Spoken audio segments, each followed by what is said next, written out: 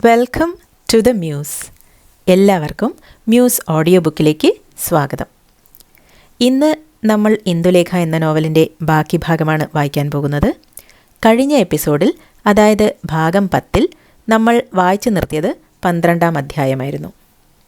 സൂര്യ നമ്പൂതിരിപ്പാടിന് ഇന്ദുലേഖ വീണ വായിച്ച് പാടുന്നത് കേൾക്കാൻ തിരക്ക് കൂട്ടി അവസാനം അത് സാധ്യമാവാതെ ഇളിഭ്യനായി ഉറങ്ങാൻ പോകേണ്ടി വരുന്നു. ഇന്ദുലേഖ വഴങ്ങില്ലെന്ന് കണ്ടതോടെ സൂര്യ നമ്പൂതിരിപ്പാട് തൻ്റെ നോട്ടം ഷീനുപ്പട്ടരുടെ മകളുടെ നേരെ തിരിക്കുന്നു. ഇനി തുടരാം. 11-ാം ഭാഗം, 13-ാം അധ്യായം. നമ്പൂതിരിപ്പാടും ഇന്ദുലേഖയുമായുണ്ടായ രണ്ടാമത്തെ സംഭാഷണം. ഒരു അരമണിക്കൂർ നേരമേ നമ്പൂതിരിപ്പാട് ഉറങ്ങിയുള്ളൂ. അപ്പോൾ ഉണ്ടായ ഉറക്കിന് ഉറക്കം എന്നല്ല പറയേണ്ടത്, ഒരു മയക്കം എന്നാണ്. ആ മയക്കം കഴിഞ്ഞ ഉടനെ എണീറ്റിരുന്ന് ഗോവിന്ദനെ വിളിച്ച് രാത്രി പറഞ്ഞതെല്ലാം രണ്ടാമതും പറയിച്ചു. മനസ്സിന് കുറേ സുഖം തോന്നി. നമ്പൂതിരിപ്പാട്: ചെറുശ്ശേരി എവിടെയാണ് കിടക്കുന്നത്? ഉണർന്നുവോ? ഗോവിന്ദൻ: കുളിപ്പാൻ പോയി. ഇതിൻ്റെ തെക്കേ അറയിലാണ് ഉറങ്ങിയത്. ചെറുശ്ശേരി നമ്പൂരിയോട് അടിയൻ ഉണർത്തിച്ചതൊന്നും ഇപ്പോൾ അരുളി ചെയ്യരുതേ. എന്താ വിരോധം? സ്ഥിതിയൊന്ന് അറിഞ്ഞിട്ട് മതി എന്ന് അടിയന് തോന്നുന്നു. മിടുക്കാ, നീ മഹാമിടുക്കൻ തന്നെ. എന്നാൽ ഈ കാര്യം സ്വകാര്യമായിരിക്കട്ടെ. ഞാൻ ഇന്ദുലേഖയെ ഇന്നുകൂടിയൊന്ന് കാണാം. എന്നിട്ടും അവൾ വശത്തായില്ലെങ്കിൽ ക്ഷണേന മറ്റേ കാര്യം നടന്ന് പുലർകാലെ അവളെയും കൊണ്ടുപോയി കളയാം. ഇന്ദുലേഖയെ തന്നെയാണ് കൊണ്ടുപോയത് എന്ന് ഇവിടെ പുറത്താളുകൾ വിചാരിക്കുകയുള്ളൂ. നോം പോയി കഴിഞ്ഞിട്ട് പിന്നെ അറിഞ്ഞോട്ടെ. പിന്നെ അറിയുന്നതുകൊണ്ട് ഒരു കുറവും നോക്കില്ലല്ലോ. അതുകൊണ്ട് ഈ കാര്യം ഗോപ്യമായി തന്നെ വെച്ചോ. ഇന്ദുലേഖയെ തന്നെയാണ് സംബന്ധം കഴിച്ചു കൊണ്ടുപോകുന്നത് എന്ന് നീ എല്ലാവരോടും ഭോഷ്ക് പറഞ്ഞോ? അഥവാ ഇന്ന് ഞാൻ കാണിപ്പാൻ ഭാവിച്ചിരിക്കുന്ന രസികത്വം കൊണ്ട് ഇന്ദുലേഖ തന്നെ വശത്തായാൽ പിന്നെ അവളെ തന്നെ കൊണ്ടുപോകുകയും ചെയ്യാം, അല്ലേ? ഗോവിന്ദൻ: ഇപ്പോൾ അരുളി ചെയ്തത് ശരി, അങ്ങനെ തന്നെയാണ് വേണ്ടത്. എന്നാൽ ആ പെണ്ണിനെ ഒന്ന് എനിക്ക് കാണണമല്ലോ. അതിനെന്താണ് വിദ്യ? അടിയൻ പോയി അന്വേഷിച്ച് വരാം. അമ്പലത്തിൽ തൊഴാൻ വരും, അപ്പോൾ കാണാം.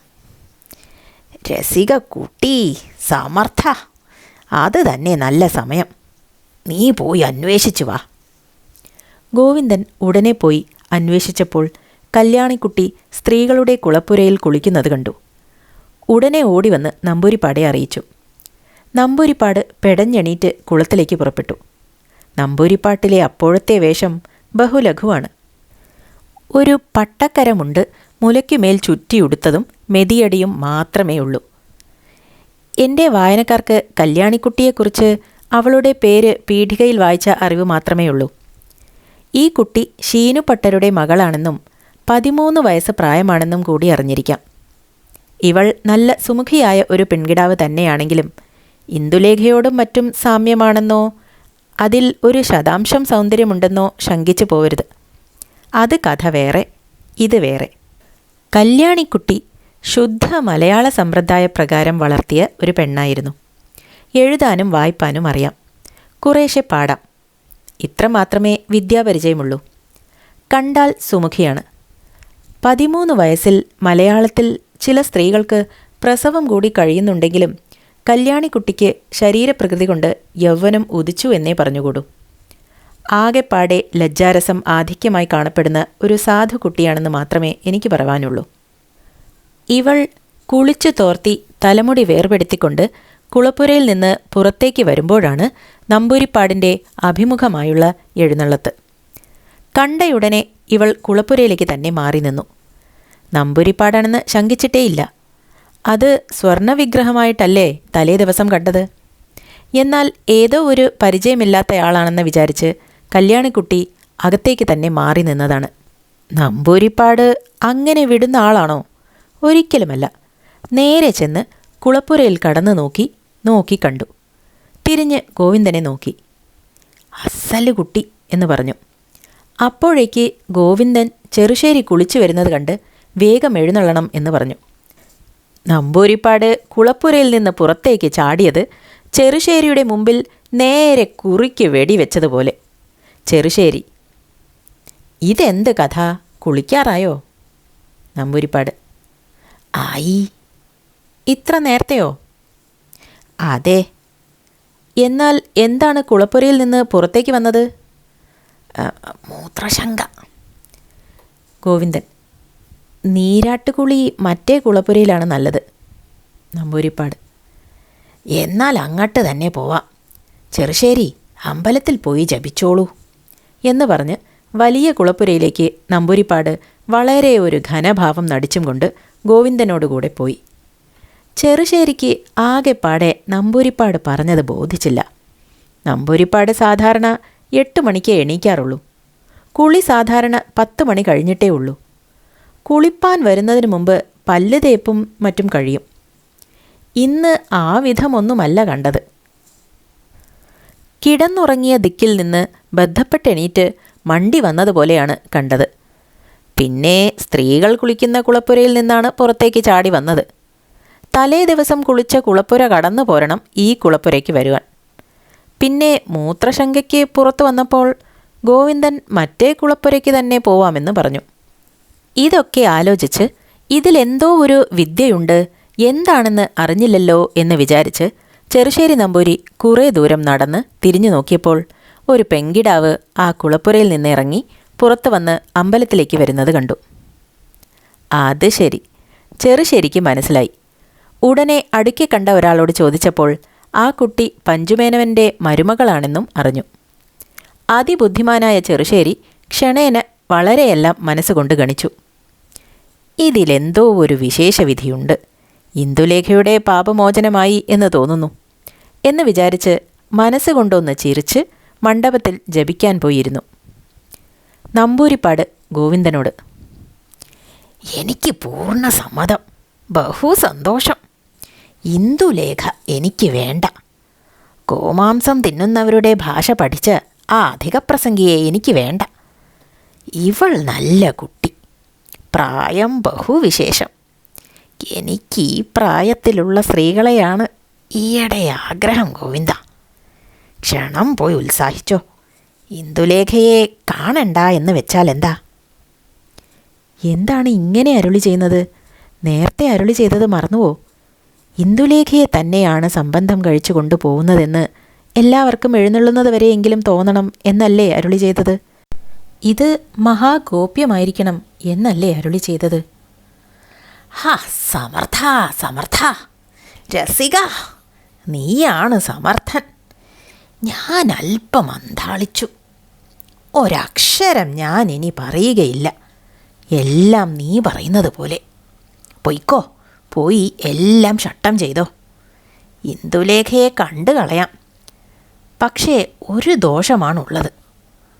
അവളെ കാണുമ്പോൾ എനിക്ക് വേറെ ഒരു സ്ത്രീയും വേണ്ടെന്ന് തോന്നി ഭ്രാന്ത് പിടിക്കുന്നു.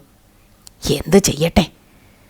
പോവുന്നതുവരെ ഇനി കാണാതെ കഴിച്ചാൽ മനസ്സിന് ബഹുസുഖമുണ്ടാകും. അതാണ് ഞാൻ പറഞ്ഞത്. തിരുമനസ്സുകൊണ്ട് നല്ല ധൈര്യമായി ഉറപ്പിക്കണം. എത്ര പെണ്ണുങ്ങളുണ്ട് ലോകത്തിൽ, ഇവിടുത്തെ തിരുമേനി ഒന്ന് കണ്ടാൽ മതി എന്ന് വിചാരിച്ചിരിക്കുന്നു. സമർത്ഥ സമർത്ഥ, ഞാൻ ധൈര്യമായിരിക്കും. ഇന്ദുലേഖയും ഒരു പുല്ലും എനിക്ക് സമം. നീ പോയി ശ്രമിച്ചോ, വളരെ ഗോപ്യമായിരിക്കട്ടെ. ഗോവിന്ദൻ അവിടെ നിന്ന് പോയി. ഈ കാര്യത്തിലേക്ക് ശ്രമിക്കാനായിട്ട് ആരോടാണ് പറയേണ്ടത്, എന്താണ് പറയേണ്ടത് എന്നാലോചിച്ച് അങ്ങോട്ടും ഇങ്ങോട്ടും നടന്നു വലഞ്ഞു. ആരോടും പറയാൻ ധൈര്യമായില്ല. ഗോവിന്ദന് വഷളത്വമുണ്ടെങ്കിലും നല്ല സാമർഥ്യവുമുണ്ട്. ഈ കാര്യം നമ്പൂരിപ്പാട് പോയി കഴിഞ്ഞ ശേഷമേ പൊതുവിൽ അറിയാവൂ എന്നാണ് അവൻ്റെ ആഗ്രഹം. അതുകൊണ്ട് കേശവൻ നമ്പൂരിയോടുകൂടി പറയുവാൻ ധൈര്യമുണ്ടായില്ല. നമ്പൂരിപ്പാട് നേരത്തെ ഭക്ഷണവും മറ്റും കഴിഞ്ഞ് ഇന്ദുലേഖയെ കാണാൻ പൂവരങ്ങിലെത്തി. ഇവിടെ നമ്പൂരിപ്പാട്ടിനെക്കുറിച്ച് ഒരു വാക്ക് നന്നായിട്ട് എനിക്ക് പറയുവാനുണ്ട്. ചെറുശ്ശേരി നമ്പൂരി എത്ര വിദ്യ നോക്കിയിട്ടും ഗോവിന്ദൻ്റെ ഉപദേശം മുറുക്കെ പിടിച്ച് ഈ കല്യാണിക്കുട്ടിയുടെ സംബന്ധാലോചനയെപ്പറ്റി ഇതുവരെ ലേശം പോലും ചെറുശ്ശേരി നമ്പൂരിയെ അറിയിച്ചിട്ടില്ല. പിന്നെ ഒരു കാര്യം കൂടി ഉപദേശപ്രകാരം നടന്നിട്ടുണ്ട്. ഊണ് കഴിഞ്ഞ് മഠത്തിൻ്റെ കോലാമേൽ ഉലാത്തിക്കൊണ്ടിരിക്കുമ്പോൾ സേവകൻ്റെ ഭാവത്തിൽ നടന്നിരുന്ന ഷീനുപട്ടരുമായി നമ്പൂരിപ്പാട് താഴെ കാണിക്കുന്ന ഒരു സംഭാഷണമുണ്ടായി. നമ്പൂരി: എന്താണ് ഷീനു, കാര്യമെല്ലാം ഇന്ന് തന്നെ ശട്ടമായാൽ നാളെ രാവിലെ പുറപ്പെടാമായിരുന്നു. ഷീനു: അതിനെന്താണ് വിഘ്നം, ഒക്കെ ശട്ടമല്ലേ. ഷീനുപട്ടർ പൂവരങ്ങിൽ അകത്തുള്ള വർത്തമാനമൊന്നും അറിഞ്ഞിട്ടില്ല. പിന്നെ അന്നത്തെ ഷണ്ഠ കഴിഞ്ഞ ശേഷം പട്ടരെ പൂവരങ്ങിലോ പൂവള്ളി വീട്ടിലോ എങ്ങും കൊണ്ടുപോകരുത്, കണ്ടാൽ ആ കോമട്ടിയെ തല്ലണം എന്ന് പഞ്ചുമേനവൻ പറഞ്ഞതിനാൽ കുറേ ദിവസമായി പൂവള്ളി വീട്ടിൽ കടക്കാറേയില്ല. അതുകൊണ്ട് ഇയാൾ അവിടെ നടന്ന യാതൊരു വിവരങ്ങളും ശരിയായി അറിഞ്ഞിട്ടില്ലായിരുന്നു. നമ്പൂരിപ്പാട്: എല്ലാം ഷട്ടമായി എന്ന് തന്നെ പറയാം. ദിവസം ഇന്ന് തന്നെയോ എന്ന് മാത്രം അന്വേഷിക്കണം. ഇന്ന് തന്നെ ആക്കണം. അതാണ് നല്ലത്. ശുഭസ്യ ശീഘ്രം. ഇന്ദുലേഖ കയറാൻ പല്ലക്ക് ഇവിടെ ഉണ്ടല്ലോ. 4-5 പല്ലക്ക് ഹാജരുണ്ട്. ഷീനുപട്ടരുമായി ഇത്രത്തോളം സംസാരം കഴിഞ്ഞിട്ടാണ് നമ്പൂരിപ്പാട് പൂവരങ്ങിലേക്ക് പുറപ്പെട്ടത്. കാക്കയുടെ കഴുത്തിലെ മണി പോലെ നമ്പൂരിപ്പാട് പറഞ്ഞ വാക്ക് അമ്പലത്തിലും കുളവക്കിലും മഠത്തിലും വഴിയിലും ഷീനുപട്ടർ 10-ന് 16 പറഞ്ഞുകൊണ്ട് നടന്നു.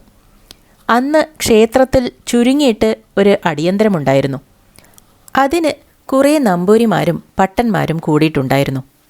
അവിടെ വെച്ചും ഷീനുപട്ടർ ഇന്ദുലേഖയുടെ പാണീഗ്രഹണം അന്ന് രാത്രി ഉണ്ടാവുമെന്ന് ഘോഷിച്ചു.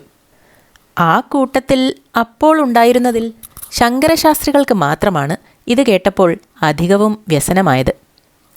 ഇന്ദുലേഖയ്ക്ക് എഴുത്തു കൊടുത്തു എന്ന് തലേ ദിവസം വൈകുന്നേരം നമ്പൂരിപ്പാട്ടിലെ ചോദ്യത്തിന് സമാധാനമായി അമ്പലത്തിൽ വെച്ച് ഗോവിന്ദൻ ഉറക്കെ വിളിച്ചു പറഞ്ഞത് കേട്ടപ്പോൾ തന്നെ കുഞ്ഞിക്കുട്ടിയമ്മ തന്നോട് തലേ ദിവസം പറഞ്ഞ പ്രകാരം കാര്യം നിശ്ചയിച്ചു പോയി എന്ന് ശാസ്ത്രികൾ ഉറച്ചിരുന്നു. ഇപ്പോൾ ഷീനുപട്ടർ കൂടി അന്ന് രാത്രി അടിയന്തരമാണെന്ന് തീർച്ച പറഞ്ഞപ്പോൾ ശാസ്ത്രികൾക്ക് സംശയമെല്ലാം വിട്ട് ഒരു ദീർഘനിശ്വാസം ചെയ്തു. കഷ്ടം, ഇത്ര അന്തസ്സാരവിഹീനയായ ഒരു സ്ത്രീയെ ഞാൻ ഇത്ര ബുദ്ധിശാലിനി എന്ന് ഇത്ര നാളും വിചാരിച്ചുവല്ലോ. 5 നിമിഷം സംസാരിച്ചാൽ ഈ നമ്പൂരിപ്പാട് പടുവങ്കനും കേവലം സ്ത്രീജിതനായ ഒരു അമര്യാദക്കാരനുമാണെന്ന് എത്ര താണതരം ബുദ്ധിയുള്ളവർക്കും കൂടി അറിയുവാൻ കഴിയുമല്ലോ. ഇന്ദുലേഖയ്ക്ക് കഴിയുമോ എന്നുള്ളതിന് സംശയമുണ്ടോ? എന്നിട്ട് ഇന്ദുലേഖ മന്മഥ സദൃശനായി അതിബുദ്ധിമാനായി തന്നിൽ അത്യനുരാഗത്തോടു കൂടിയിരിക്കുന്ന മാധവനെ വിട്ട് ഈ പടുവങ്കനായ അശ്വമുഖൻ നമ്പൂരിയുടെ ഭാര്യയായിരിക്കാമെന്ന് നിശ്ചയിച്ചുവല്ലോ. കഷ്ടം. ഇതിന് ദ്രവ്യത്തിന്മേലുള്ള മോഹമെന്നല്ലാതെ വേറെ ഒന്നും പറയുവാൻ കണ്ടില്ല എന്നും മറ്റും ശങ്കരശാസ്ത്രി വിചാരിച്ചും കൊണ്ട് ഭക്ഷണം കഴിച്ച് മാധവൻ്റെ അച്ഛനുമായി ഒന്ന് കാണണമെന്ന് നിശ്ചയിച്ച് ഗോവിന്ദപ്പണിക്കരുടെ വീട്ടിലേക്ക് ചെന്നു. അവിടെ ചെന്നപ്പോൾ അദ്ദേഹം തലേ ദിവസം വൈകുന്നേരം പൊൽപ്പായ് കളത്തിലേക്ക് പോയിരിക്കുന്നുവെന്നും പിറ്റേ ദിവസം രാവിലേക്കേ എത്തുകയുള്ളൂ എന്നും കേട്ടു. അതും ഒരു കുണ്ഠിതമായി ശാസ്ത്രികൾ ആ വീട്ടിൽ കോലായിന്മേൽ പടിയിൽ കിടന്നുറങ്ങി. നമ്പൂരിപ്പാട് ഭക്ഷണം കഴിഞ്ഞ് പൂവരങ്ങിലെത്തിയെന്ന് പറഞ്ഞിട്ടുണ്ടല്ലോ. കേശവൻ നമ്പൂരിക്ക് ഇന്ദുലേഖയുടെ മാളികയിലേക്ക് കയറുവാൻ ധൈര്യം വന്നില്ല. കോണി പകുതിയോളം കയറും, പിന്നെ ഇങ്ങോട്ട് തന്നെ ഇറങ്ങും, പിന്നെയും കയറും, പിന്നെയും ഇറങ്ങും. തൻ്റെ അറയിലെ ജാലകത്തിൽ കൂടി ഇദ്ദേഹത്തിൻ്റെ ഈ പ്രാകൃതം കണ്ടിട്ട് ഇദ്ദേഹത്തിൻ്റെ ഭാര്യ ലക്ഷ്മിക്കുട്ടിയമ്മയ്ക്ക് സങ്കടം തോന്നി. ഉടനെ കോണിച്ചുവട്ടിലേക്ക് ചെന്ന് നമ്പൂരിയെ വിളിച്ചു. ലക്ഷ്മിക്കുട്ടിയമ്മ: എന്താണ് ഇങ്ങനെ കളിക്കുന്നത്? ഇന്ദുലേഖയെ പേടിച്ചിട്ടായിരിക്കും അല്ലേ? ഞാൻ ചെന്ന് പറയാം. ഇന്ദുലേഖയെ പകൽ നമ്പൂരിപ്പാട്ടിലേക്ക് കാണുന്നതിന് അവൾക്ക് അത്ര വിരോധമുണ്ടാവുകയില്ലെന്ന് തോന്നുന്നു. ഞാനൊന്നു പോയി പറഞ്ഞു നോക്കട്ടെ എന്ന് ലക്ഷ്മിക്കുട്ടിയമ്മ പറഞ്ഞപ്പോൾ കേശവൻ നമ്പൂരിക്ക് വലിയൊരു സുഖം തോന്നി. ഭാര്യയെ അനുഗ്രഹിച്ച് കോണിച്ചോട്ടിൽ നിന്നു. ലക്ഷ്മിക്കുട്ടിയമ്മ മുകളിൽ ചെന്നപ്പോൾ ഇന്ദുലേഖ മാധവൻ്റെ എഴുത്തും വായിച്ച് സുഖിച്ചുകൊണ്ട് നിൽക്കുകയായിരുന്നു. അമ്മ വരുന്നത് കണ്ടപ്പോൾ: എന്താണമ്മേ, നമ്പൂരിപ്പാട്ടിലെ വരവുണ്ടായിരിക്കും. അത് പറയുവാനായിരിക്കും വന്നത്, അല്ലേ? അതെ മകളെ, ആ പടുവങ്കൻ നമ്പൂരിപ്പാടെ നീ ഇനി ഒട്ടും ഭയപ്പെടേണ്ട. ഇന്നലെ എൻ്റെ അകത്ത് വന്ന് എന്തൊക്കെ ഗോഷ്ഠിയാണ് കാണിച്ചത്. അച്ഛനെ തന്നെ അദ്ദേഹത്തെക്കുറിച്ച് നല്ല ബഹുമാനമില്ലാതായിരിക്കുന്നു. എന്നാലും നമുക്ക് ലൗകികം വേണ്ടേ? അദ്ദേഹം ഇന്നോ നാളെയോ പോവും. ഇപ്പോൾ വന്നാൽ നല്ല വാക്ക് സംസാരിച്ചേക്കണം, കുറച്ച് പിയാനോ വായിച്ചേക്കണം. അദ്ദേഹം ബ്രാഹ്മണനല്ലേ, കേവലം അപമാനിച്ചുവെന്ന് എന്തിനു വരുത്തണം? അദ്ദേഹം വരട്ടെയോ? എനിക്ക് അദ്ദേഹത്തിനെയാവട്ടെ ഈ ഭൂമണ്ഡലത്തിൽ വേറെ ഒരാളെയുമാവട്ടെ ഒരു വിധത്തിലും അവമാനിക്കണമെന്നുള്ള ആഗ്രഹമില്ല. എന്നാൽ എന്നെ ഒരാൾ അവമാനിക്കാൻ ഭാവിക്കുമ്പോൾ ഞാൻ അതിന് തടുക്കാതെ നിൽക്കയില്ല. ആ നമ്പൂരിപ്പാട് ഇന്നലെ എന്നോട് മര്യാദയായി സംസാരിച്ചിരുന്നാൽ ഞാൻ ഇന്നലെയും അദ്ദേഹത്തിന് ആവശ്യമുള്ള എല്ലാ സമയവും പാടാനോ വീണ വായ്പാനോ ഒരുക്കമായിരുന്നുവല്ലോ. അമ്മ എനിക്ക് അശേഷം ദുർഗർവമുണ്ടെന്ന് വിചാരിക്കരുതേ. എന്നെ നിവൃത്തിയില്ലാത്ത വിധത്തിൽ ദ്രോഹിച്ചു. ഞാൻ മനുഷ്യനല്ലേ, കാമക്രോധ ലോഭാദികളില്ലാത്ത ഒരു സാധനമല്ലല്ലോ. ഇന്ന് നമ്പൂരിപ്പാട് നല്ല മര്യാദയായി സംസാരിക്കുമെങ്കിൽ അദ്ദേഹം വരട്ടെ. പാട്ടോ വീണ വായനയോ ഞാൻ കേൾപ്പിച്ചു കൊടുക്കാമല്ലോ. അതുകൂടാതെ എന്നെ ഭാര്യയാക്കണം എന്നുള്ള വിചാരത്തോടു കൂടി ഇതിൻ്റെ മുകളിൽ നിന്ന് വല്ല അസംബന്ധവും പറഞ്ഞാൽ ഇന്നലത്തേതിലധികം വഷളായി പോവേണ്ടി വരും. നമ്പൂരിമാരുടെ സ്വഭാവത്തിലെ കുറേ അപകടമുണ്ട്. വിശേഷിച്ച് ഈ നമ്പൂരിപ്പാട് ഒരു പടുവിഡ്ഢിയാണെന്ന് സർവജനസമ്മതമാണ്. ഭ്രാന്തന്മാരോട് കോപിക്കാറുണ്ടോ മകളെ? നമ്പൂരിമാരിൽ എല്ലാ ജാതികളിലുമുള്ളതുപോലെ അതിസമർത്ഥന്മാരുമുണ്ട്. അമ്മ ചെറുശ്ശേരി നമ്പൂരിയുമായി അരനാഴിക വിശേഷം പറഞ്ഞു നോക്കൂ. അപ്പോൾ പറയും അതിസമർത്ഥന്മാരാണ് നമ്പൂരിമാർ എന്ന്. പിന്നെ എനിക്ക് ഭ്രാന്തന്മാരുമായി വിനോദിച്ചിരിപ്പാൻ അത്ര രസവുമില്ല. ഭ്രാന്തന്മാർ തുമ്പില്ലാതെ പറഞ്ഞാൽ ഞാനത് കേൾക്കാൻ നിൽക്കുകയുമില്ല, നിശ്ചയം തന്നെ. ആവട്ടെ, ഞാൻ അദ്ദേഹത്തോട് വരാമെന്നറിയിക്കട്ടെ. ആവലാതി തന്നെ, വന്നോട്ടെ. എന്നോട് ഇന്നലത്തെ മാതിരി സംസാരം തുടങ്ങിയാൽ ഞാൻ ഇന്നലത്തെ മാതിരി തന്നെ കാണിക്കും. ആവട്ടെ, അദ്ദേഹം ഒന്ന് വന്നു പോട്ടെ, അല്ലേ? ലക്ഷ്മിക്കുട്ടിയമ്മ ചിരിച്ചും കൊണ്ട് താഴത്തിറങ്ങുമ്പോൾ സാധു കേശവൻ നമ്പൂരി മുമ്പ് നിന്നിരുന്ന സ്ഥലത്ത് തന്നെ മുഖം മേൽപോട്ട് പൊന്തിച്ച് ദൃഷ്ടികൾ മേൽപോട്ടാക്കി വരുന്നതും നോക്കിക്കൊണ്ട് ഒരു വിഗ്രഹം കൊത്തിവെച്ചതുപോലെ നിൽക്കുന്നു. കേശവൻ നമ്പൂരി: സമ്മതമായോ? വരാനറിയിക്കട്ടെ? ഓഹോ, വന്നോട്ടെ. പിന്നെ ഇന്നലത്തെ മാതിരി ഇന്ദുലേഖയോട് ഗോഷ്ഠിയൊന്നും പറയരുതെന്ന് നമ്പൂരിപ്പാടോട് പറയണം. അല്ലെങ്കിൽ ഇന്നലത്തെ പോലെ തന്നെ എല്ലാം. ആട്ടെ, ഇപ്പോൾ വരാൻ പറയാമോ? പറയാം. നമ്പൂരി കുതിച്ചു ചാടി നാലുകെട്ടിലെത്തി. ഇനി മുകളിലേക്ക് പോവാം എന്ന് നമ്പൂരിപ്പാടോട് പറഞ്ഞു. ഈ പ്രാവശ്യം ഇന്നലത്തെ പോലെ കേശവൻ നമ്പൂരി മുകളിൽ പോയി വരാത്തതിനാൽ നമ്പൂരിപ്പാട്ടിലേക്ക് അശേഷം ബദ്ധപ്പാടുണ്ടായിരുന്നില്ല. താൻ കേശവൻ നമ്പൂരി പോയ മുതൽ മടങ്ങി വരുന്നതുവരെ ഇന്ദുലേഖയുടെ മാളിക മുകളിൽ പോയാൽ എന്തൊക്കെയാണ് ഘനം നടിക്കേണ്ടത് എന്ന് വിചാരിച്ചുറയ്ക്കുകയായിരുന്നു. നമ്പൂരിപ്പാട്ടിലെ വിചാരം, ഞാൻ ഇന്നലെ കണ്ടപ്പോഴേക്ക് ഭ്രമിച്ച് പരവശനായി എന്ന് ഇന്ദുലേഖയ്ക്ക് തോന്നിപ്പോയി. ഇന്ന് നേരെ മറിച്ച് തോന്നിക്കണം, അശേഷം ഭ്രമമില്ലെന്ന് തോന്നിക്കണം. എന്നാൽ അറിയാം സൂക്ഷ്മം. എന്താണ് ഇവളെ അത്ര ഭ്രമിക്കാൻ? ഗോമാംസഭുക്കുകളുടെ ഭാഷ പഠിച്ച് തണ്ടു തപ്പി പെണ്ണിനെ മഹാകുബേരനായ ഞാൻ എന്താണ് ഭ്രമിക്കാൻ? പണം കൊടുത്താൽ ഏത് പെണ്ണിനെ കിട്ടാത്തു? എത്ര സ്ത്രീകളെ ഞാൻ ഭാര്യയാക്കി വെച്ചു, എത്ര ഉപേക്ഷിച്ചു, ഇനി എത്ര വെപ്പാൻ പോകുന്നു. ഈ ഒരു പെൺകിടാവിനെ ഭ്രമിച്ചിട്ട് വിഡ്ഢിത്വം കാണിക്കുന്നത് മഹാകുറവ് തന്നെ. ഇന്ന് കണ്ടോട്ടെ, അനങ്ങുകയില്ല. ബഹുഘനം, ഘനം, സകലതും ഘനമായിട്ട് തന്നെ.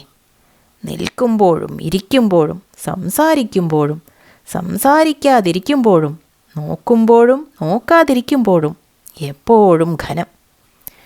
ഇന്ദുലേഖ ഭയപ്പെട്ടു പോകണം. കണ്ടുകൊള്ളട്ടെ, ഇത്ര കുറുമ്പ് ഇന്ദുലേഖയ്ക്കുണ്ടെങ്കിൽ അശേഷം ഞാനും കുറയുകയില്ല. ആരാണ് തോൽക്കുക എന്ന് കാണാമല്ലോ.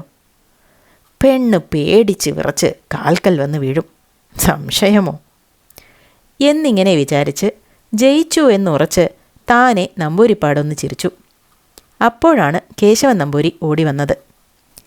ഇനി മുകളിലേക്ക് പോവാം എന്ന് രണ്ടാമതും പറഞ്ഞു. ഒന്നാമത് പറഞ്ഞത് നമ്പൂരിപ്പാട് ഘനം നടിക്കുന്ന തിരക്കിൽ കേട്ടതേയില്ല. നമ്പൂരിപ്പാട്: വരട്ടെ, നിൽക്കൂ. എന്താണ് ഇത്ര ബദ്ധപ്പാട്? എൻ്റെ സമയം കൂടി നോക്കണ്ടേ? സമയമായിട്ട് മതി. കേശവൻ നമ്പൂരി ഒന്ന് അത്ഭുതപ്പെട്ടു. ഇതെന്ത് കഥ? ഇദ്ദേഹം ഒരു കമ്പക്കാരൻ തന്നെയാണ്. ഇത് വിചാരിപ്പാനേ ഇടയുണ്ടായുള്ളൂ. അപ്പോഴേക്കും നമ്പൂരിപ്പാട്: എന്നാൽ ഇനി പോവുക. കറുത്തേടം വരണ്ട, ഞാൻ മാത്രം പോവാം. ചെറുശ്ശേരി പുറത്ത് കിടന്നുറങ്ങുന്നു എന്ന് തോന്നുന്നു. അയാൾ ഉറങ്ങട്ടെ എന്നും പറഞ്ഞ് നമ്പൂരിപ്പാട് അതിഘനഭാവത്തോടുകൂടി തുപ്പട്ട മുതലായത് പുതച്ച് ഇന്ദുലേഖയുടെ മാളിക മുകളിൽ കയറി. ഇന്ദുലേഖ തലേ ദിവസത്തെപ്പോലെ വിസ്താരത്തിന് കൂട്ടിൽ നിർത്തിയ തടവുകാരൻ്റെ ഭാവത്തോടെ ചാരുപടിയും പിടിച്ചു നിൽക്കുന്നു. നമ്പൂരിപ്പാട് പുറത്തളത്ത് കടന്ന് ഇന്ദുലേഖയെ കണ്ടു. ക്ഷണത്തിൽ ഈ ഇളിഭ്യൻ്റെ ധൈര്യവും ഘനവും ആ സകലം ഓടിയൊളിച്ച് പല്ലിളിച്ചു. ശിവ ശിവ, സുന്ദരിയായ നിന്റെ കൂടെ ഇരിക്കാതെ എനിക്ക് ഈ ജന്മം സാധിക്കയില്ല. എന്തു മുഖം, എന്ത് നിറം, എന്ത് തലമുടി, എന്ത് കണ്ണ്! ശിവ ശിവ നാരായണ, വലഞ്ഞു വലഞ്ഞു. ഘനവുമില്ല, എനിക്ക് ധൈര്യവുമില്ല. ദേവേന്ദ്രന് മഹർഷിയുടെ ഭാര്യയെ കണ്ടപ്പോൾ ഘനം എവിടെ പോയി? രാവണന് രംഭയെ കണ്ടപ്പോഴോ? ഇങ്ങനെയെല്ലാം ഇന്ദുലേഖയെ കണ്ട് ക്ഷണത്തിൽ നമ്പൂരിപ്പാട്ടിലേക്ക് തോന്നിയെങ്കിലും 2-3 നിമിഷം കസാലമേലിരുന്ന ശേഷം ഒരുവിധമെല്ലാം ധൈര്യം ഉറപ്പിച്ചു പറയുന്നു. നമ്പൂരിപ്പാട്: എനിക്ക് സ്ത്രീകളെ വളരെ ഭ്രമമാണെന്ന് ഇന്ദുലേഖയ്ക്ക് തോന്നുന്നുണ്ടായിരിക്കാം. ഇന്ദുലേഖ ചിരിച്ചുകൊണ്ട്: സ്ത്രീകളെ പുരുഷന്മാർക്ക് ഭ്രമമുണ്ടാവുമെന്ന് ഞാൻ വിചാരിക്കുന്നു. എന്നാൽ ആ ഭ്രമം അബദ്ധമായും വന്നേക്കാമെന്നും എനിക്ക് തോന്നുന്നു. ഭ്രമിക്കുന്നതിലെന്താണ് അബദ്ധവും സുബദ്ധവും? വളരെയുണ്ട്. സ്ത്രീ പുരുഷന്മാർക്ക് അന്യോന്യം അനുരാഗം സമമായി ഉണ്ടായിട്ട് അന്യോന്യം ഭ്രമിച്ചാൽ അത് സുബദ്ധമായ ഭ്രമം എന്ന് ഞാൻ പറയും.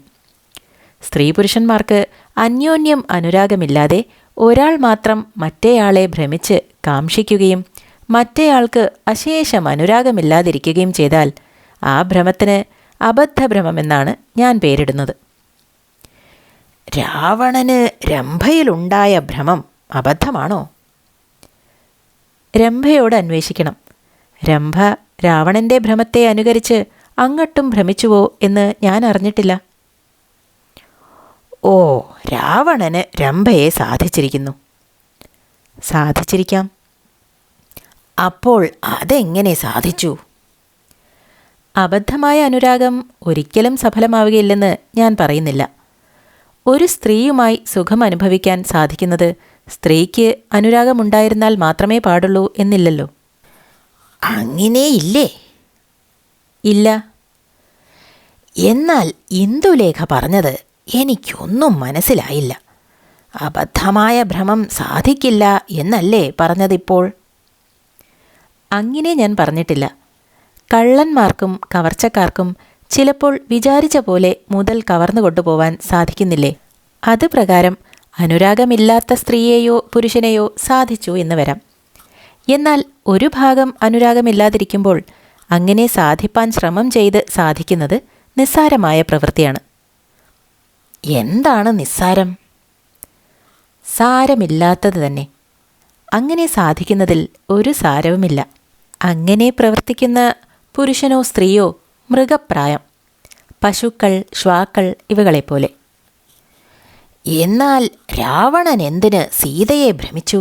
സീതയ്ക്ക് രാവണനിൽ ഭ്രമമില്ലെന്നല്ലേ രാമായണത്തിൽ പറഞ്ഞിട്ടുള്ളത്? അതെ, അങ്ങനെ തന്നെ. രാവണന് സീതയിൽ കാംക്ഷയുണ്ടായി. സീതയ്ക്ക് രാവണനിൽ അനുരാഗമശേഷമില്ലെന്ന് രാവണൻ അറിഞ്ഞതിനാൽ അനുരാഗമുണ്ടാക്കി തീർക്കാൻ വളരെയെല്ലാം രാവണൻ ശ്രമിച്ചു. ഫലിച്ചില്ല. പിന്നെ സീതയിൽ വിരോധമായി. രാവണൻ ഇത് നിമിത്തം നശിച്ചു. എങ്കിലും അനുരാഗം സീതയ്ക്ക് തന്നിൽ ഉണ്ടാവുന്നതിന് മുൻപേ സീതയുമായി രമിപ്പാൻ രാവണന് മനസ്സുണ്ടായില്ല. രാവണൻ പല ദോഷങ്ങളുള്ളവനാണെങ്കിലും ബുദ്ധിക്ക് കേവലം രസികത്വമില്ലാത്തവനാണെന്ന് സീതയുമായി ഉണ്ടായതായി രാമായണത്തിൽ കാണിച്ചിട്ടുള്ള സംവാദങ്ങളിൽ നിന്ന് എനിക്ക് തോന്നുന്നില്ല. എന്നാൽ ഒരു സ്ത്രീയെ കണ്ട് ഭ്രമിച്ചാൽ രാവണൻ ചെയ്തയിടത്തോളം എല്ലാം ചെയ്യാമല്ലോ. രാവണൻ അനുഭവിച്ചതുപോലെയുള്ള കഷ്ടങ്ങൾ അനുഭവിപ്പാൻ ഉറച്ചാലും രാവണനെപ്പോലെ ശക്തി ഉണ്ടായാലും അങ്ങനെ ചെയ്യാം. ശരി, സമ്മതിച്ചു. എന്നാൽ ഒരു പുരുഷന് ഒരു സ്ത്രീയെ കണ്ട് കലശലായ ഭ്രമമുണ്ടായി. ആ സ്ത്രീക്ക് ആ പുരുഷനിൽ അശേഷം ഭ്രമമുണ്ടായതുമില്ല. ഇങ്ങനെ വന്നാൽ ആ പുരുഷൻ്റെ ഭ്രമം നിവർത്തിക്കാൻ എന്ത് മാർഗമാണുള്ളത്? ഭ്രമം എന്ന് ഇവിടുന്ന് പറയുന്നതിൻ്റെ താല്പര്യം എനിക്ക് നല്ലവണ്ണം മനസ്സിലായില്ല. ആഗ്രഹം എന്നാണ് ഈ വാക്കിന് അർത്ഥം ഉദ്ദേശിച്ചത് എന്ന് വരികിൽ, സ്ത്രീക്ക് ഇങ്ങോട്ട് ആഗ്രഹമില്ലെന്നറിഞ്ഞാൽ പുരുഷൻ ധൈര്യത്താൽ തനിക്ക് അങ്ങോട്ടുള്ള ആഗ്രഹത്തെ ജയിച്ച് ആ സ്ത്രീയുമായുള്ള സുഖാനുഭവത്തിലുണ്ടാവുന്ന കാംക്ഷയെ ത്യജിക്കണം. എന്തിന് കാംക്ഷ വിടുന്നു?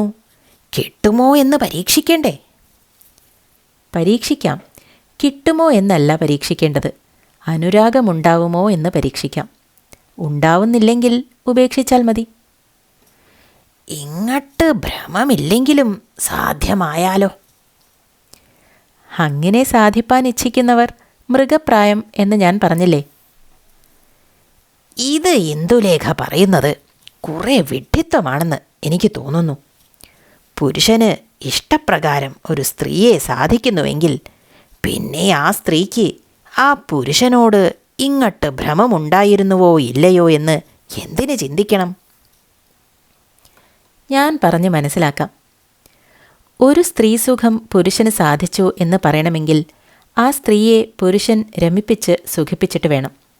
ഒരു സ്ത്രീയെ താൻ രമിപ്പിക്കുന്നതിൽ നിന്നും തന്നാൽ അവൾ രമിച്ച് സുഖിക്കുന്നു എന്ന് അറിയുന്നതിൽ നിന്നുമാണ് പുരുഷന് സുഖാനുഭവം ഉണ്ടാവേണ്ടത്.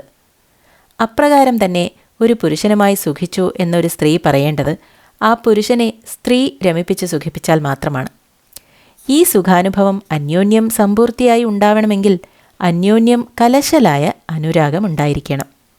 അങ്ങനെയല്ലാതെ സ്ത്രീസുഖം സാധിക്കുവാൻ ഇച്ഛിക്കുന്നവൻ മൃഗപ്രായം. സാധിച്ചാൽ എന്തോ അന്യോന്യം ചില ഗോഷ്ഠികൾ കാണിച്ചു എന്ന് മാത്രമേ പറഞ്ഞുകൂടൂ. ശിക്ഷ, ഇത് മഹാദുർഘടം തന്നെ. ഇങ്ങനെയായാൽ വളരെ സ്ത്രീകളുമായി സുഖിപ്പാൻ ഒരു പുരുഷന് സാധിക്കുകയില്ല, നിശ്ചയം. ശരി, സൂക്ഷ്മത്തിൽ ഒരു പുരുഷന് ഒരു സ്ത്രീ, ഒരു സ്ത്രീക്ക് ഒരു പുരുഷൻ. അങ്ങനെയാണ് സൃഷ്ടി സ്വഭാവേന വെച്ചിട്ടുള്ളത്. പല സ്ത്രീകളെയും ആഗ്രഹിക്കുന്ന പുരുഷനും പല പുരുഷന്മാരെയും ആഗ്രഹിക്കുന്ന സ്ത്രീയും ഒരുപോലെ ദുർബുദ്ധികളാണ്. അങ്ങനെയുള്ളവരുടെ ബുദ്ധിക്ക് അശേഷം വിശാലതയും രസികത്വവുമില്ല.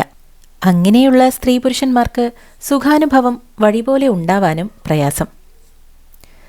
ശ്രീകൃഷ്ണന് എത്ര ഭാര്യമാരുണ്ടായിരുന്നു?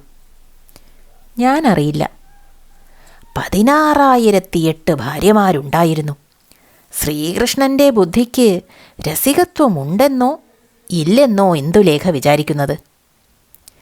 16,008 ഭാര്യമാരുണ്ടായിരുന്നത് ശരിയാണെങ്കിലും ശ്രീകൃഷ്ണൻ നമ്മളെപ്പോലെ ഒരു മനുഷ്യനായിരുന്നുവെങ്കിലും അദ്ദേഹത്തിൻ്റെ ബുദ്ധിക്ക് അശേഷം രസികത്വമില്ലെന്നും അദ്ദേഹം വളരെ ഒരു വിടനായിരുന്നുവെന്നും ഞാൻ പറയും. എന്നാൽ ഏത് ഗ്രന്ഥങ്ങളിൽ നിന്ന് നോം ഇദ്ദേഹത്തിന് ഇത്രയധികം ഭാര്യമാരുണ്ടായിരുന്നു എന്ന് അറിയുന്നുവോ അതുകളിൽ നിന്ന് തന്നെ അദ്ദേഹം മനുഷ്യനായിരുന്നില്ലെന്നും അറിയുന്നുണ്ട്. ശ്രീകൃഷ്ണൻ ഗോവർദ്ധന പർവ്വതം ഇടത്തെ കൈകൊണ്ട് എടുത്തു പൊന്തിച്ച് 7 ദിവസം കുടപോലെ പിടിച്ച് ഗോക്കളെയും ഗോപന്മാരെയും രക്ഷിച്ചതായും ക്ഷേളപാനം കൊണ്ട് മരിച്ചുപോയ പല ജീവികളെയും തൻ്റെ ഒരു കടാക്ഷത്താൽ ജീവിപ്പിച്ചതായും മറ്റ് മനുഷ്യശക്തിക്ക് അസാധ്യമായ അനേകം പ്രവൃത്തികൾ ചെയ്തതായും ഈ ഗ്രന്ഥങ്ങളിൽ നിന്ന് കാണുന്നുണ്ട്. ഈ വകയെല്ലാം ചെയ്യുവാൻ ശക്തിയുള്ള ഒരു ദേഹത്തിന് ഞാൻ ഇപ്പോൾ പറഞ്ഞ പ്രകാരം സാധാരണ മനുഷ്യർക്കുള്ള പ്രമാണങ്ങളും നിശ്ചയങ്ങളും സംബന്ധിക്കുമോ എന്ന് ഞാൻ സംശയിക്കുന്നു. പുരുഷന് അങ്ങട്ട് സ്നേഹമുണ്ടായാൽ സ്ത്രീക്ക് ഇങ്ങോട്ടും ഉണ്ടാവാതെ ഇരിക്കയില്ല. ഞാൻ പല സ്ത്രീകളുമായി സുഖാനുഭവം ചെയ്തിട്ടുണ്ട്. എല്ലാ സ്ത്രീകൾക്കും എന്നെ ബഹുഭ്രമമായിരുന്നു എന്ന് ഇവിടുന്ന് വിചാരിക്കുന്നു. അല്ല, ചെറുശ്ശേരിയോട് ചോദിച്ചു നോക്കൂ. ചെറുശ്ശേരി വിവരങ്ങളെല്ലാം അറിയും. സകല സ്ത്രീകൾക്കും എന്നെ ഭ്രമമാണ്. കഷ്ടം. ഇവിടുത്തെ ഈ തെറ്റായ ധാരണയോർത്ത് ഞാൻ വ്യസനിക്കുന്നു. എന്താണ് വ്യസനം? പറയാം. ഇത്രയധികം സമ്പത്തോടും കുലശ്ലാഘ്യതയോടും ഇരിക്കുന്ന ഇവിടേക്ക് പൂർണ്ണ യൗവനം കഴിയുന്നതുവരെ യോഗ്യതയുള്ള ഒരു ഭാര്യയെ കിട്ടാതെ ശുദ്ധ വ്യഭിചാരികളായ സ്ത്രീകളിൽ പ്രവേശിച്ച് ബുദ്ധിക്ക് ഇത്ര ചാബല്യം വരുത്തി ഏത് സുഖത്തിന് ഇവിടുന്ന് ഇത്രയെല്ലാം ആഗ്രഹപ്പെടുന്നുവോ ആ സുഖം വഴിപോലെ അനുഭവിക്കാനുള്ള ശക്തിയും ശുദ്ധമായ രുചിയും ദുഷ്ടപ്രവൃത്തികൾ നിമിത്തം വിട്ട് ഈ സ്ഥിതിയിൽ ഇവിടത്തെ കാണാറായല്ലോ എന്ന് വിചാരിച്ച് ഞാൻ സത്യമായി വ്യസനിക്കുന്നു. ഞാൻ പറയുന്നതിൽ ഇവിടുന്ന് മുഷിയരുത്. ഞാൻ ഒരു വാക്കും ഇവിടേക്ക് അഹിതമായി പറയുകയില്ല. എനിക്ക് പൂർണ്ണ യൗവനം കഴിഞ്ഞുവോ? ഇതെന്ത് കഥ? ഇങ്ങനെയാണ് ധരിച്ചത്. ശിക്ഷ കഴിഞ്ഞിട്ടില്ലെങ്കിൽ വേണ്ട. ഇപ്പോൾ പൂർണ്ണ യൗവനമാണെന്ന് തന്നെ വയ്ക്കുക. എന്നാലും ഇവിടേക്ക് ഇതുവരെ യോഗ്യതയുള്ള ഒരു ഭാര്യ ഉണ്ടായിട്ടില്ലല്ലോ. അതാണ് ഇങ്ങോട്ട് വന്നത്. അസംബന്ധമായി ഇന്നലത്തെ പോലെ സംസാരിക്കരുതേ. കലശൽ കൂട്ടണ്ട. എനിക്ക് ഇന്ദുലേഖയുമായി ഇങ്ങനെ സംസാരിച്ചു കൊണ്ടിരുന്നാൽ ബഹുസുഖമാണ്. അതിന് യാതൊരു വിരോധവുമില്ല. ഞാൻ ഇനിയും ഒന്നുകൂടി പറയട്ടെ. ഇവിടേക്ക് വേളി കഴിക്കാൻ ഇനിയും പാടുള്ളതാണല്ലോ. സ്വജാതിയിൽ സുന്ദരിയായ ഒരു സ്ത്രീയെ വേളി കഴിച്ച് ഇനിയെങ്കിലും കാലക്ഷേപം സുഖമായി ചെയ്യരുതോ? ശിക്ഷ വേളി കഴിച്ചാൽ മഹാ അബദ്ധമാണ്. ഈ ജന്മം ഞാൻ കഴിക്കുകയില്ല. എന്താണ് വേളി കഴിച്ചാൽ അബദ്ധം? പിന്നെ എൻ്റെ ഇഷ്ടപ്രകാരം സംബന്ധം വയ്ക്കുന്നതും മറ്റും ആക്ഷേപത്തിന് കാരണമായി വരും. കഷ്ടം. എന്തിനു പറയുന്നു? ഇവിടുത്തെ ബുദ്ധി ഈ സ്ഥിതിയിലായിത്തീർന്നത് ഓർക്കുമ്പോൾ എനിക്ക് ബഹുവ്യസനം. എന്നെക്കുറിച്ച് ഇന്ദുലേഖ വിഷാദപ്പെടേണ്ട. എനിക്ക് ഇന്ദുലേഖയിൽ ലേശം ഭ്രമമില്ല. എന്നു വേണ്ട, മേലിൽ ഒരു സ്ത്രീകളിലും ഞാൻ ഭ്രമിക്കുകയില്ല. ധീരർക്ക് പുല്ലും തരുണിമാരും സമം. ഇന്ദുലേഖ പൊട്ടിച്ചിരിച്ചും കൊണ്ട്. അങ്ങനെ തന്നെയാണ് വേണ്ടത്. ഇന്ദുലേഖ പിന്നെയും ഉറക്കെ ചിരിച്ചുപോയി. ഇന്നലെ ഞാൻ അയച്ച ശ്ലോകം കേൾക്കണോ? ഞാൻ ചൊല്ലാം. വേണ്ട, ബുദ്ധിമുട്ടണ്ട. എന്ത് ബുദ്ധിമുട്ടാണ്? ശ്ലോകം ചൊല്ലുന്നത് ഒരു രസികത്വമല്ലേ? അതെന്തോ അങ്ങനെ തോന്നുന്നത് ഇംഗിരിയസ് പഠിച്ചിട്ടാണ്. ആയിരിക്കാം. ഇംഗിരിയസ് പഠിച്ചാൽ ശൃംഗാരമുണ്ടാവില്ല, നിശ്ചയം. അതെ, ഉണ്ടാകയില്ല. ഇന്ദുലേഖയ്ക്ക് നല്ല ശൃംഗാരമുണ്ട്. ഇല്ലെന്നാണ് എനിക്ക് തോന്നുന്നത്. നൈഷധം പഠിച്ചിട്ടുണ്ടോ? ഇല്ല. നൈഷധമല്ലേ പെണ്ണുങ്ങൾ പഠിക്കേണ്ടത്? നൈഷധത്തിൽ ഒരു ശ്ലോകം ചൊല്ലട്ടെ. വേണ്ട, വെറുതെ ബുദ്ധിമുട്ടണ്ട. ഇതെന്ത് കഥയാണ്? ശ്ലോകം ചൊല്ലാൻ ഭാവിക്കുമ്പോഴെല്ലാം എന്താണ് ബുദ്ധിമുട്ടണ്ട എന്ന് പറയുന്നത്? ബുദ്ധിമുട്ടുണ്ടാകുക കൊണ്ട് തന്നെ. ഇന്ദുലേഖയ്ക്ക് കല്ല് പതിച്ച തോടയാണ് നല്ല ചേർച്ച. ശരി. ഇന്ദുലേഖയ്ക്ക് കല്ല് പതിച്ച തോടയുണ്ടോ? എൻ്റെ കൈവശമില്ല. ഞാനൊരു ജോഡി പണിയിക്കാം. വിശേഷമായ കല്ലുകൾ എൻ്റെ പക്കലുണ്ട്. എനിക്ക് വേണ്ടി പണിയിക്കാൻ ആവശ്യവും സംഗതിയുമില്ല. ഞാനിവിടെ വന്നത് എനിക്ക് എഴുത്തയച്ചിട്ടാണ്. ശരി. പഞ്ചു പറഞ്ഞിട്ട് കറുത്ത ഇടം എഴുതി അയച്ചു. എന്നിട്ടാണ് വന്നത്. ശരി. ബാന്ധവത്തിന് വരാനാണ് എഴുതിയിരുന്നത്. ആരെ? കേശവൻ നമ്പൂരിയെ ബാന്ധവിക്കാനോ? നേരം പോക്ക് പോട്ടെ, എനിക്ക് വളരെ വ്യസനമുണ്ട്. ശരി. എന്താണ് വ്യസനമുള്ളത് ശരിയെന്നോ? അങ്ങനെയല്ലേ പറഞ്ഞത്? ഇന്ദുലേഖ ഒന്നുകൂടി ഉറക്കെ ചിരിച്ചാട്ടെ. ഇംഗ്രീസിൽ ചിരിക്കാനും പഠിപ്പിക്കുമോ? ബഹുഭംഗി ഇങ്ങനെ ചിരിക്കുന്നത്.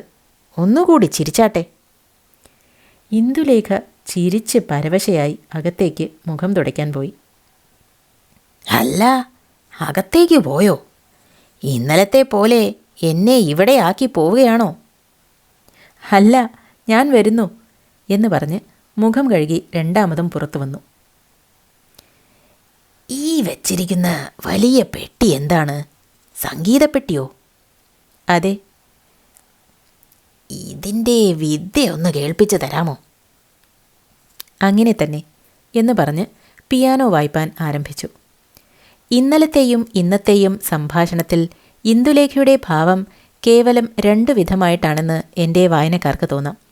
ഇന്നലെ ഇന്ദുലേഖയ്ക്ക് ഇദ്ദേഹത്തിൻ്റെ സ്വഭാവവും അവസ്ഥയും ഇന്നത്തെ പോലെ മനസ്സിലായിരുന്നില്ല.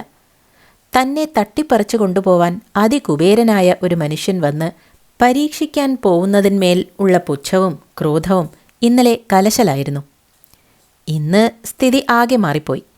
തൻ്റെ വലിയച്ഛന് തന്നെ ഇദ്ദേഹത്തിൻ്റെ മേൽ നല്ല അഭിപ്രായമില്ലെന്നും ഇനി ഇദ്ദേഹത്തെ തൻ്റെ നേരെ കൊണ്ടുവന്ന് പരീക്ഷിക്കയില്ലെന്നും ഇന്ദുലേഖ അറിഞ്ഞു. പിന്നെ ഇദ്ദേഹത്തിന് തന്നെ ഇന്ദുലേഖയെ കിട്ടുകയില്ലെന്നുള്ള ഒരു വിശ്വാസം വന്നു തുടങ്ങിയെന്ന് ഇദ്ദേഹത്തിൻ്റെ വാക്കിൽ നിന്ന് തന്നെ അറിയാറായി. അതുകൊണ്ട് ഇന്നേക്ക് ആകെപ്പാടെ നമ്പൂരിപ്പാട്ടിലെ കഥ ഒരു പരിഹാസയോഗ്യമായി തീർന്നു. എന്നല്ല, ഇന്ദുലേഖയ്ക്ക് ഇദ്ദേഹത്തിൻ്റെ ബുദ്ധിയുടെ ഒരു ശക്തിയില്ലായ്മയും ചാബല്യവും കണ്ടിട്ട് കുറേ ഒരു പരിതാപവും ഉണ്ടായില്ലെന്നില്ല. ഏതു വിധവും ഇന്ദുലേഖയ്ക്ക് നമ്പൂരിപ്പാട്ടിൻ്റെ ബുദ്ധിയുടെ സ്വഭാവം കണ്ടിട്ട് ഒരു ദയയാണ് ഇന്നത്തെ സംസാരം കഴിഞ്ഞ ശേഷമുണ്ടായത്. കഷ്ടം, ഇദ്ദേഹം ഇങ്ങനെ അറിവില്ലാത്തവനായി പോയല്ലോ എന്ന് തോന്നി.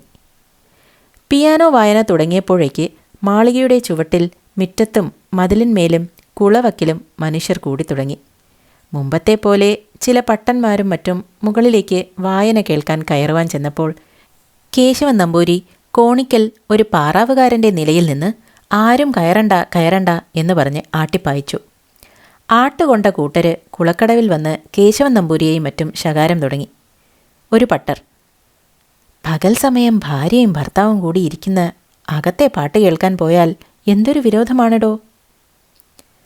മറ്റൊരു നായർ, നമ്പൂരിപ്പാട്ടിലേക്ക് വേറെ ആൾ കടന്നു ചെല്ലുന്നത് ഇഷ്ടമായിരിക്കില്ല, പിന്നെ എന്തിന് നോം അദ്ദേഹത്തിനെ മുഷിപ്പിക്കുന്നു. ഒരു പട്ടർ, എന്താണ് മറ്റൊരാൾ ഇന്ദുലേഖയുടെ പാട്ട് കേട്ടുപോയാൽ നമ്പൂരിപ്പാട്ടിലേക്ക് ഇത്ര ഛേദം? പുതിയ ഭാര്യയല്ലേ, അങ്ങനെയായിരിക്കും. ഇങ്ങനെ ആളുകൾ ഘോഷം കൂട്ടിക്കൊണ്ടിരിക്കുമ്പോൾ ശങ്കരശാസ്ത്രികൾ ഉണർന്ന് ഗോവിന്ദപ്പണിക്കരുടെ വീട്ടിൽ നിന്നിറങ്ങി പതുക്കെ അമ്പലത്തിലേക്ക് പുറപ്പെട്ടു. ആളുകൾ വഴിയിൽ വെച്ച് മേൽ കാണിച്ച പ്രകാരം പറയുന്നതും ഘോഷം കൂട്ടുന്നതും കേട്ടു. ഇന്ദുലേഖയുടെ മാളിക മുകളിൽ നിന്ന് പിയാനോ വായിക്കുന്നതും കേട്ടു. ഒന്നും മിണ്ടാതെ നേരെ അമ്പലത്തിലേക്ക് നടന്നു. പോം വഴി ഗോവിന്ദൻകുട്ടി മേനവനെ അന്വേഷിച്ചു. ഗോവിന്ദപ്പണിക്കരോടുകൂടി പൊൽപ്പായിക്കുളത്തിലേക്ക് പോയിരിക്കുന്നു എന്ന് കേട്ട് ശാസ്ത്രികൾ ബഹുവ്യസനത്താൽ പരവശനായി അമ്പലത്തിൽ പോയി കിടന്നു. നാട്ടിലേക്ക് അന്ന് തന്നെ പോകണമെന്നും ഉറച്ചു. ഇന്നത്തെ വായന ഇവിടെ അവസാനിപ്പിക്കുന്നു. ഇനി ബാക്കി ഭാഗങ്ങളുമായി വരുന്നതുവരെ നന്ദി. നിങ്ങളുടെ അഭിപ്രായങ്ങളും നിർദ്ദേശങ്ങളും മറക്കാതെ കമൻറ്റ് ബോക്സിലൂടെ അറിയിക്കുമല്ലോ. നിങ്ങളുടെ പിന്തുണയ്ക്കും പ്രോത്സാഹനത്തിനും വീണ്ടും നന്ദി.